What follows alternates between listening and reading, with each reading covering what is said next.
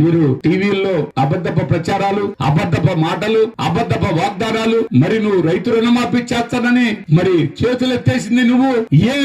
ఏమి చేశావని ఈ రాష్ట్రానికి నీకు ఓటేస్తారు. మొన్న 23 ఇచ్చారు, ఈసారి 3 కూడా ఇచ్చే అవకాశం లేదు. 30 పార్టీలు కలిసినా కూడా మాకు 30 పార్టీలు ఉన్నాయని చెప్తారు. మీ దగ్గర మంచి మనసు లేదు, ఆ మనసుకు ఒక కమిట్మెంట్ లేదు, ఆ మనసుకు ఒక మాట లేదు. ఆ మనసు ఏదైనా మాట్లాడతావు, నువ్వు పని చేయవు కాబట్టి అబద్ధాలు ఎన్నేని చెప్తూ వాగ్దానాలు ఇచ్చడం ఎన్నేని ఇస్తావు, అవి నెరవేర్చరు కాబట్టి మీకు ఎన్నైనా సరిపోతాయని ఇలా చంద్రబాబు నాయుడు గారు ఆలోచన. 10 సంవత్సరాలు ఎమ్మెల్యే చేశాడు. మొన్న కార్యకర్తల మీటింగ్ పెట్టాడు. ఆ కార్యకర్తల మీటింగ్ లో నువ్వేం చేసావని నీకు ఓటేస్తారయ్యా ప్రజలని వాళ్ళ తెలుగుదేశం పార్టీ వాళ్ళే ఆయన అడిగారు. అప్పుడు చేయలేదు కానీ ఈసారి చేస్తానా? 10 సంవత్సరాలు ఏమి చేయండి నీవు.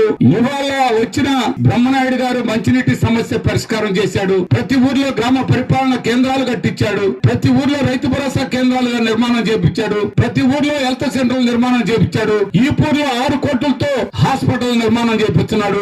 Model school కట్టిస్తున్నాడు. నీకు చేత కాకపోతే అని ఆ తెలుగుదేశం పార్టీ వాళ్ళే ఆయన ప్రశ్నించారు. నేను మీకు తీపి కబురు చెప్తాను, ఒక్క మాట ఏనన్నా అన్నాడు. ఈ తెలుగుదేశం పార్టీ వాళ్ళు అడిగారు కార్యకర్తలు, ఏం లేదు అప్పుడు ఏదో అట్ట పోయింది, ఈసారి మటుకు మీ అందరికి బాగా చూస్తానన్నాడు. ఈ కార్యకర్త అక్కడికి ఎవరైతే వచ్చారో వాళ్ళకి ఏంటి నువ్వు బాగా చూసేది ఏదో చెప్పాల్సిందేనబ్బాయి, ఇట మనకు పేసి కుదరదు అని చెప్పారు. అప్పుడు ఏం చెప్పాడంటే, గ్రామాల్లో ఈ పరిపాలనా కేంద్రాలు, ఈ హెల్త్ సెంటర్ లో కట్టించారు కదా వాళ్ళు, ఆడ మీరు గ్రామ పరిపాలన కేంద్రంలో ఒక 10 మంది నాయకులు కూర్చోండి. రైతు భరోసా కేంద్రంలో ఎరువులు అమ్ముతుంటారు, ఆడ 10 మంది కూర్చోండి. ఆ సబ్సిడీ రైతులకు ఇవ్వద్దు, మీరే తీసుకుందరు గాని. అక్కడ సచివాలయంలో పనికొచ్చే వాళ్ళ దగ్గర మీరే డబ్బులు తీసుకుందరు గాని. ప్రతి ఊరు మీరందరూ ఆ పని చేసుకోండి. ఇంకొకరు పెద్ద నాయకులు, ఆ మండల నాయకులు అందరూ మండల ఆఫీసు ఒక 10 మంది, అక్కడ మొత్తం మీరే కుర్చీ వేసుకొని కూర్చోండి, వచ్చినాయని మీరు లాగేసుకోండి. ఎంఆర్ఓ ఆఫీస్ కాడ కుర్చీ వేసుకొని ఒక 10 మందికి అప్పు చెబుతాను. పోలీస్ స్టేషన్ కాడ పోలీసులకి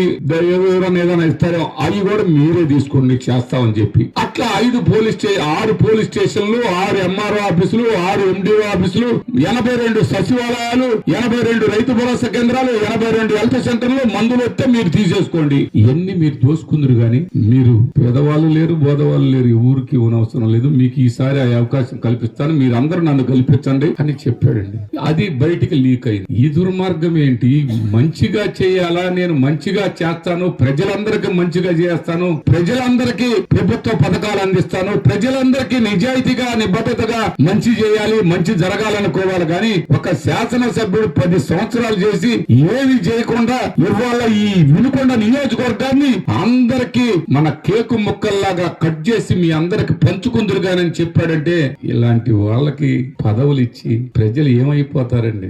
ఎక్కడైనా పొరపాటు జరిగిందంటే మన బ్రతుకులు బానిసల్లా చేయాలన్నదే వాళ్ళ ఉద్దేశం. పేదవాళ్ళందరూ బానిసలైపోతారు, ప్రజలందరూ బానిసలైపోతారు. వ్యాపారస్తులందరికీ ఒక 50 మందిని, బజార్కి కిరాణా మర్చెంట్ ఒక 10 మందికి, ఆయిల్ మర్చెంట్ ఒక 10 మందికి, ఫ్రాన్సీ 10 మందికి, ఉప్పు పప్పు అమ్ముకునే వాళ్ళకి 10 మందికి, దాల్మల్లు అమ్ముకునే వాళ్ళకి ఒక 10 మందిని, ఇలా మీరందరూ వసూలు చేసుకుందరు గాని అని చెబుతున్నారు. ఇలాంటి దుర్మార్గపు ఆలోచనలు చేస్తున్నటువంటి వాళ్ళకి ప్రజలు చాలా ఆలోచన చేయాల్సిన అవసరం ఉంది. ఈ రోజు నేను ఒక్కటే చెప్తున్నా మీకు, నాకు 67 సంవత్సరాల ఈ వయసులో నాకు ఎంజాయ్ చేయాల్సిన అవసరం ఇంకోటో లేదు. నేను వ్యాపారం చేశాను, నేను అన్ని విధాల ఆ పిల్లలకు అప్పు చెప్పాను, వాళ్ళందరూ బాగున్నారు, ఎవరికి నేను ఇవ్వాల్సిన అవసరం లేదు. ఇవాళ నేను పుట్టి పెరిగిన నా ప్రాంతాన్ని కాస్త అభివృద్ధి చేయాలని ఆ వినుకొండ ఘాట్ రోడ్డు నిర్మాణం చేశాను. తొలి ఏకాదశికి మనం అందరం కూడా ఎలవేల్పుగా కొలిసే ఆ రామలింగేశ్వర స్వామి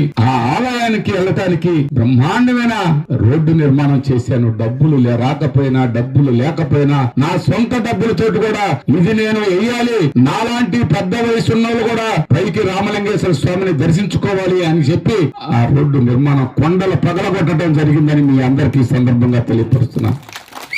మీ అందరికీ అయోధ్యలో రామ మందిరం నిర్మాణం జరుగుతా ఉంది, వినుకొండలో రామలింగేశ్వర స్వామి మందిరం జరుగుతా ఉంది. శరవేగంగా 2 నెలల్లో అద్భుతమైన టెంపుల్ మీ కల్లారా చూసేదానికి 2 నెలల్లో పూర్తి చేస్తున్నాం. చాలా వరకు జరిగింది, ఇంకా 2 నెలల్లో మీరు చూస్తారు అద్భుతమైన టెంపుల్. అలాంటివన్నీ నేను చేశానని, నా ప్రాంత అభివృద్ధి కోసం ఎన్నో వినుకొండలో సంక్షేమాలు చేశాను, వినుకొండ మంచినీటి సమస్య తీర్చాను, అనేక రకాలుగా గుడ్లగమ్మ పైన బ్రిడ్జిల నిర్మాణం చేసేదానికి అన్ని అవకాశాలు చేశాను. వినుకొండలో 100 పడకల హాస్పిటల్, 100 పడకల ఏరియా హాస్పిటల్ హాస్పిటల్ కి శంకుస్థాపన చేస్తున్నాం, డబ్బులు కూడా వచ్చినాయి 100 కోట్లతో. అదే గుంటూరు పెద్ద హాస్పిటల్ అనే హాస్పిటల్ ని వినుకొండ తీసుకురావడం జరుగుతూ ఉంది. అటు బొల్లాపల్లి మండలానికి వడగపుడి సెల. ఇవన్నీ నా టైంలో నాకు ఆ దేవుడు మీరు నాకు అవకాశం ఇచ్చిన పదవిని సద్వినియోగం చేసుకున్నాను. వినకొండ నియోజకవర్గం అంటే ఒక మంచి గౌరవం, గుర్తింపు ఈ భారతదేశంలో రావాలన్నదే నా కోరిక. అందుకోసమై వినకొండ కొండ పెద్ద హైట్ లో ఉంటది. ఆ కొండ పైన 273 అడుగుల గాలి గోపురాన్ని నిర్మాణం చేయడం జరుగుతా ఉంది. ఆ గాలి గోపురం ఆ పైన లెన్స్ పెడితే తూర్పు మళ్ళితే విజయవాడ దుర్గమ్మ కనిపించే విధంగా, ఆ లెన్స్ లో కూడా దుర్గమ్మ టెంపుల్ కనిపడే విధంగా, పర్వత మళ్ళితే శ్రీశైలం మల్లికార్జునుడు కనిపడే విధంగా, భారతదేశంలో చెప్పుకునే విధంగా అది ఆ నిర్మాణం చేసేదానికి కూడా మీ అందరి ఆశీస్సులు అడుగుతున్నానని మీ అందరికీ సందర్భంగా మనస్ఫూర్తిగా నమస్కారాలు, కృతజ్ఞతలు తెలియపరచుకుంటూ, మనం పుట్టి పెరిగిన మన ప్రాంతం మీద అభిమానం ఉండాలి. అందులో ఆ మమకారం అనేది మనం తెచ్చుకుంటే వచ్చేది కాదు, మనలో అంతరాత్మ సాక్షిగా రావాలి. ఆ అంతరాత్మ సాక్షిగా వస్తేనే ఆ ప్రాంతం మీద మనకు ప్రేమ ఉంటది, అభిమానం ఉంటది. ఆ ప్రాంత ప్రజలు మనల్ని ఆదరిస్తారు, అభిమానిస్తారు. ప్రజలు అమాయకులు కాదు, ప్రజలే దేవుళ్ళు అంటారు. చూడండి, అది 100% కొన్నాళ్ళు చెప్తారు. బ్రహ్మనాయుడు గారు ఇంకా ఆయన రౌడీజం చేస్తుండయ్యా అని చెప్తారు. నేను రౌడీని కాదయ్యా, నేను రైతుని. ఒక రైతుగా వచ్చి పాడి పరిశ్రమ పెట్టి ఒక ఆదర్శవంతమైనటువంటి పాడి పరిశ్రమని ఒక దక్షిణాది రాష్ట్రాల్లోనే బ్రహ్మనాయుడు అంటే ఒక గుర్తింపు, గౌరవాన్ని తీసుకొచ్చుకున్నాను. నేను రౌడీని కాదు. ఎవరైతే తప్పు చేస్తారో, ఎవరైతే దోపిడీ చేయాలనుకుంటారో, ఎవరైతే అన్యాయం చేయాలనుకుంటారో, పేదవాళ్ళకి ఎవరైతే పేదవాళ్ళని దోసుకోవాలని చూస్తారో వాళ్ళకి మీరు అనుకున్న విధంగా పలుకుతానని మీ అందరికీ సందర్భంగా తెలియపరుస్తున్నాను. ఎక్కడ కూడా మీకు ఆ అవకాశం రానివ్వను, రాదు.